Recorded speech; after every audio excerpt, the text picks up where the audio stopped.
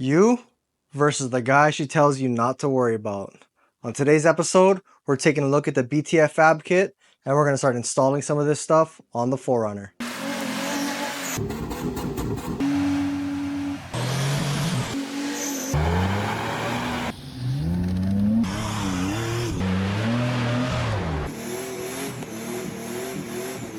Alright you guys, welcome back to another episode of Pedal Down 4x4. We are working on the 4runner again, but today we are going to take a look at the BTF fabrication kit. This is their 4.5-inch long travel kit. Now, obviously, you're going to get your arms. So this is going to be your new upper control arm.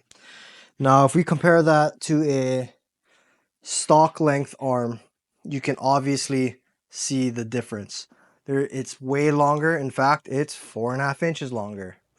Hence the 4.5-inch long travel kit. Now, you got these Johnnies here. You got some nice bushings in them. I think they are polyurethane. They definitely seem like poly bushings. That is great. When you order the kit, you are going to get 2 of those. You're also going to get these Heim adapters. These are going to go into our knuckles. We'll probably fit those today.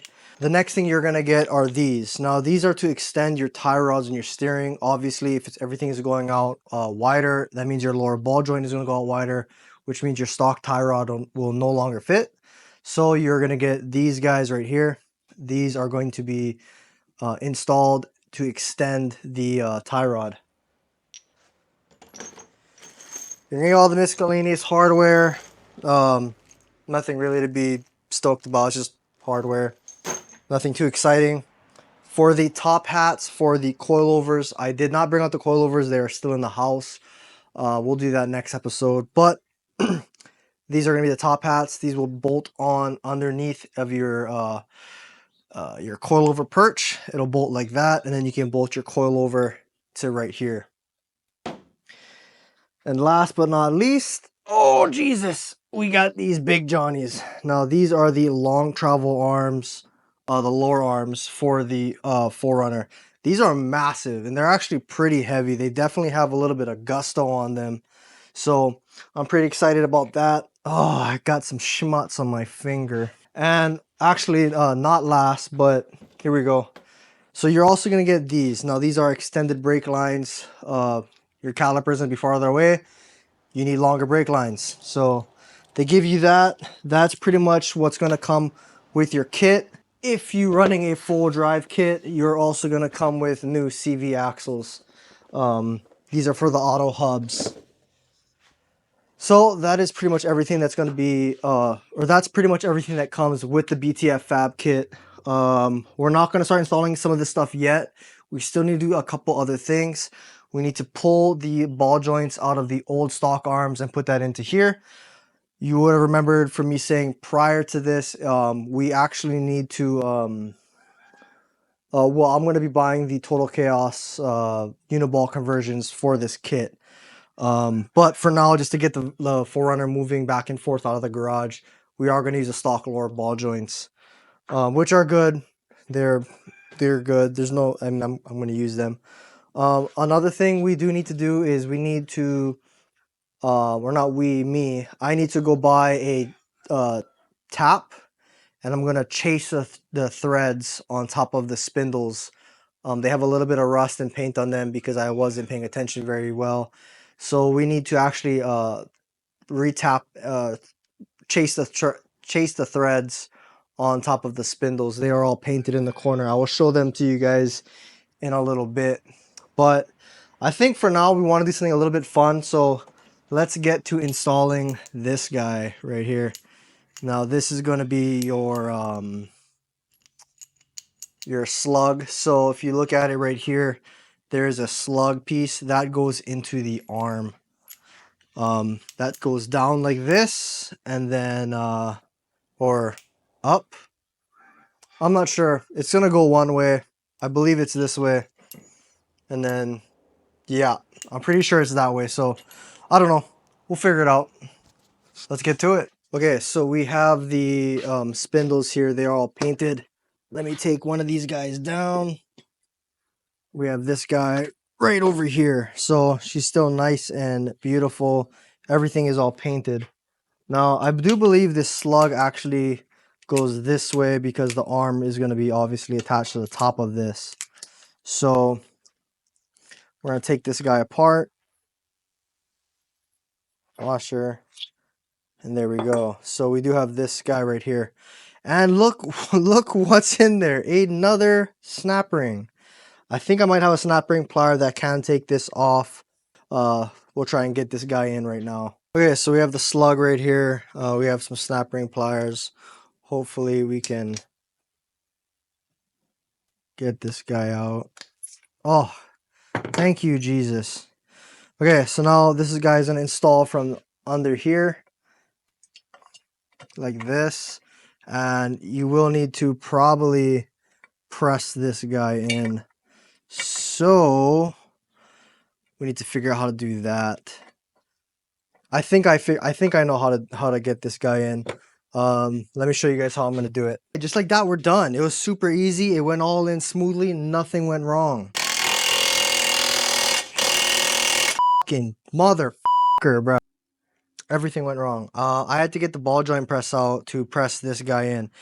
It was a pain in the ass, but we got it in. Let's just say they make this thing very tight to fit in. Okay, alright. After a little bit of a fight, we got the other one in. This is the other one. That guy is in. I did have to put it in the freezer for quite a bit of time. It just didn't want to fit. It was too damn tight. Like, it took a lot. Anyway, both of these are in. The snap rings are in. This is a personal thing for me. Usually when it comes to these things, I give it a little tack weld. Not on the snap ring, but on one point. That's just to ensure that it doesn't come out. Usually I'll tack weld it on the bottom here. So these are steel. So I usually give them a little tack weld. I'm not sure if you guys can see that, but right over here, I'll give them a little tack, couple tacks. That's just to ensure, because you're kind of asking a lot of that snap ring. But anyway, I'm going to see you guys tomorrow. I actually have to clean up already. I have to go to my second job. I did finish work a little late from my first job. So I'll catch you guys tomorrow. And we're going to start pulling out the lower ball joints and start installing everything on the 4runner. All right, you guys. So it is the next day. I had to go to work, and that was a little bit of a fiasco yesterday. The reason why these are so hard to push in is because the tolerance is so tiny, as well as there was a little bit of rust in there. The paint, I didn't put these in the freezer. That's my fault. I was trying to rush the video. Anyway, I got these snap rings in. They are good to go. So we're good on the knuckles. Now we are going to press out the lower ball joints, which is a much simpler process. I'm going to show you guys how to do that off the truck. I have a ball joint remover tool thingamajig. So we'll get this guy off, and I'm going to show you guys. I'll get the lower ball joint on top of the table here, and we'll get that out, and then we'll start putting in the upper control arms and the lower control arms on the truck. And yeah, start a new day. All right, so we have our lower control arm right here, and we have the first thing you need to do. You can obviously, this is done mostly on the truck, but I just, for video purposes, I decided to take it off without it. So we're just gonna get this guy off. Usually you do use a pair of dikes, which I might grab to get this cotter pin out.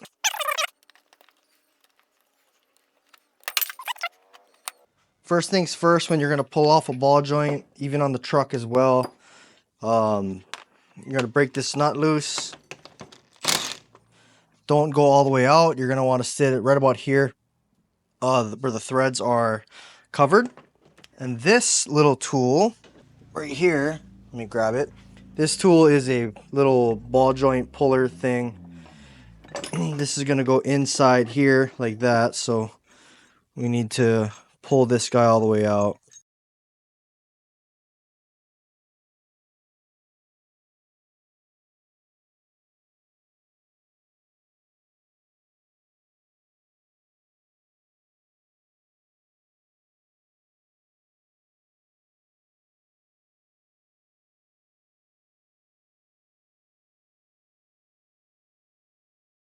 3/4 inch is a 19 mil, if you didn't know. So the 19 is actually in my car. But now we're gonna just start pressing this guy out. Okay. So you might have heard that pop. You might have heard that pop, and the amount of dirt coming out of this lower control arm shows you how much care I have taken of the 4runner. It's daily driven. Never been off-road. You're gonna pop this castle nut off, and the lower ball joint will come off. Now, this ball joint is in okay condition. It's definitely not the best shape ever, but like I said, this is a temporary thing just to get the truck moving. God damn it. So I'm gonna go ahead, I'm gonna go take out the other one, and then we can start putting stuff back on the truck. Okay, so now we have our new beefy lower control arm. We're gonna get this guy to slide on in here. And it already looks like this might be a bit of a challenge. Oh, no, no. Wow, that actually slid in really well. I'm actually very impressed. We also have our cam bolts, which these are SPC cam bolts, which aren't the greatest, but honestly, it's more or less of like they work, so we're gonna use them kind of deal.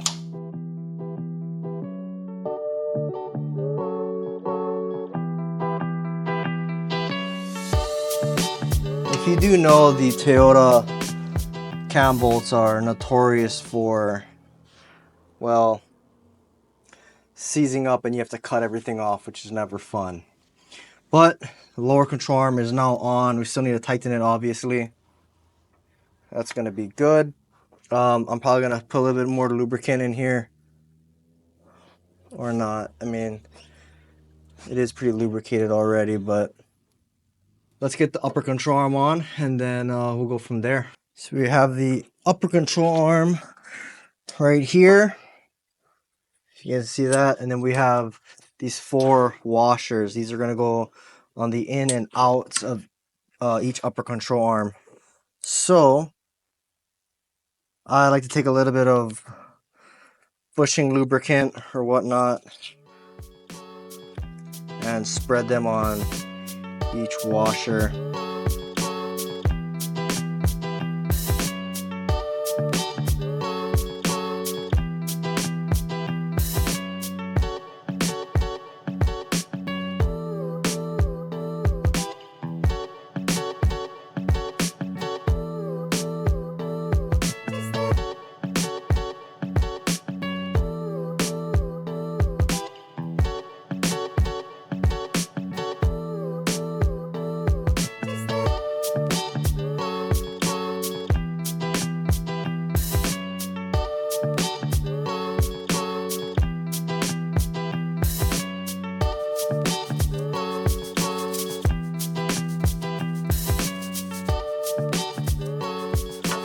Oh, would you look at that beauty?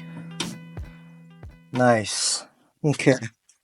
So now we can go ahead and put the nut on this guy. I'm going to go ahead and I'm going to brake clean this nut later on, but we just want to get this going.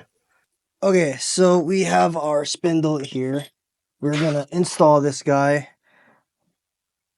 Yes, I know the CV's not in. Before anybody says anything, I'm just doing this to test fit.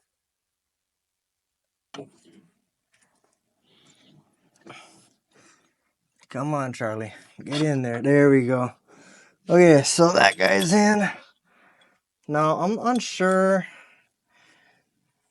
if the bolt's supposed to go like that or the other way, but we're just going to put it that way for now. And then our nut is going to go on the bottom here. Now, that like that. We can connect the lower ball joint here.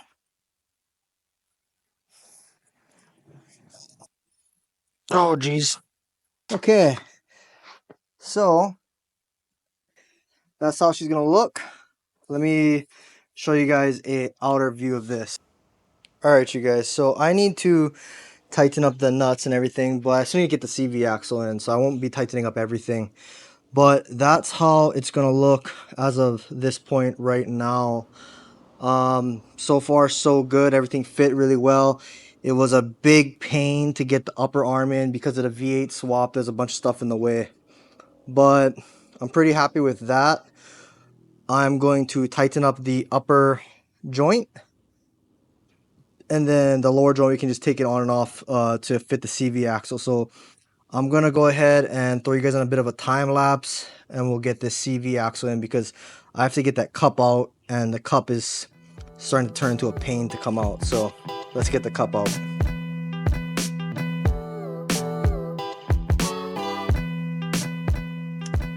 Okay, so we got the CV axle in. I still need to suck it in a little bit more with the nut. Oh, sorry. I still need to suck the CV in a little bit more with the nut. However, this truck never came with auto hubs before, so we don't have a solution for that right now. I actually have to get a new nut as well as the that cap thing that goes over it. We don't have that. This truck never had it. It only had a manual hub before. But CV's in. Everything is looking pretty good on the suspension wise. So I'm going to go ahead and do the other side, and then we can start cracking on at this. But I definitely need to find a CV nut.